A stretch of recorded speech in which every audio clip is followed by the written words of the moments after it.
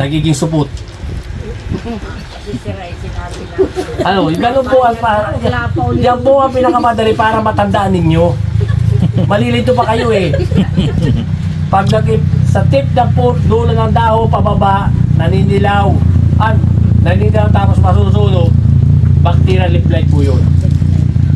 Pag yan po ay, yan, ito. Yan po para tandaan pinakamadali. Yan, dito po, dito po natin sisimula sa dulo. Pababa yan. Masusunog. Ang kinakalimitan tinatamaan po dito ay yung hybrid. Kasi malapat ang dahon. O yun naman po isang insekto na hindi nasabi dito, yung leaf folder. Yun po nagbibilot o nagbibilog ng dahon. Yun po ay leaf folder. Yun po ang kalimitang inaatake ay yung panahon na ang palay ninyo ay malago tapos nalililiman. Di po ba tingnan po ninyo yung palaya nasa tabi ng bakuran? Ito may bakod, nalililiman. Yun po ang gustong-gustong atakihin ng leaf folder. Yung po bang nabibilot yung dahon? Kaya mga dyan, yung leaf folder. Ayun. Diyan, maniniglop. Tanaro na. Damo ari. Yan, ito po yung leaf folder. Yan, ganyan. Nagtitiglo po siya ng, nagbubilot po ng dahon. Yan.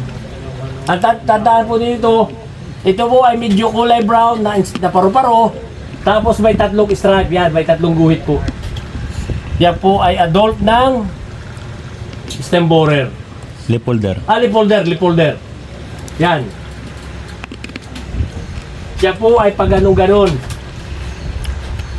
Pag ito po ay tapos na, lilipat dito, babaluktot, are naman. Kaya makikita ninyo, tiglop ang dahon. Yan.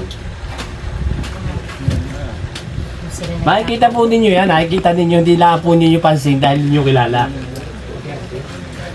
Sana po ay kilala na ninyo ngayon yan. Yan po ay kalimitan na naatake niyan ay yun nasa tabi ng bakod, nalililiman.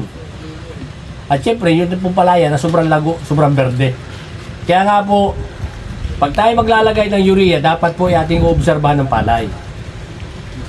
Dapat ay kailangang obserbahan dahil baka yan po'y berde-berde pa, sasabugan ninyo ng urea. Magigi po siyang sobrang taba, imbis na bunga ay dahon ng ating anihin. Alam mo, yan po yun. Okay, ayos na sir. Wala na. May tanong pa po. Baka Tayo naman po may tanong pa matagal pa. Habang kayo nasa inyo, mag-isip kayo ng itatanong. Pero yung pong assignment ninyo, yung daga ha. Pampremyo. Inyong computin kung ilan ang iaanak ng mag-asawang daga sa loob ng isang taon. Paano sir kung natin nakasagot ang natin meron? Abay, titingnan natin kung sino yung tama talaga ang computation. Mag-asawang daga lang, sir, ha? Mag-asawa, ilan sa isang taon ang inianak? 6 Oh. sa isang anakan.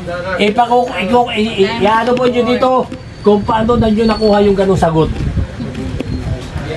Baka inilagay niyo yung ganon, halimbawa 10. Ay paano ninyo nakuha yung 10? Basta nagay nyo mag-asawang daga, 10 agad ang anak. Oo. Pag tayo may nagkita sa next meeting, Kung mag-asawa lang, edi 24. computin ninyo kung ilan ang anak ng isang daga, ang mag-asawang daga. At pag tama po, may Wala naman po tigil ay ako'y mabili po ng pill sa tapay namin kuya. yun po ang ating usapan.